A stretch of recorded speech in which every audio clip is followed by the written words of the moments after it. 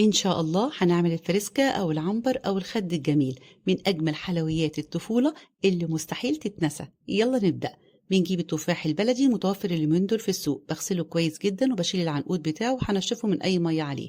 بنجيب عيدان الشيش طاووق، أهم خطوة إن أنا بتخلص من الجزء ده علشان ما يأذيش الأولاد أثناء الأكل. بدخله بقى في التفاح وأتأكد إن هو متماسك زي ما انتوا شايفين. هنحضر الشربات أو العسل، عبارة عن كوباية من السكر، نص كوباية من المية، معلقة كبيرة من عسل الجلوكوز. مش بقلبه، أنا بقلبه بالطريقة ديت وبرفعه على النار. أول ما يبدأ يغلي بنزل عليه بنص عصير ليمونة، وهضيف باكت من الفانيليا وأي لون غذائي أحمر. بوطي النار وأسيبه يخش في مرحلة السوى.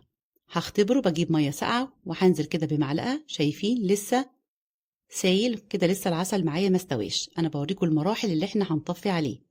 تاني مرحلة معايا بدأ إن هو يتماسك ويشبه اللبان. المطة بتاعته دي ده كده ما ينفعش ان انا استخدمه، هيلزق بين سنانكم، ما ينفعش.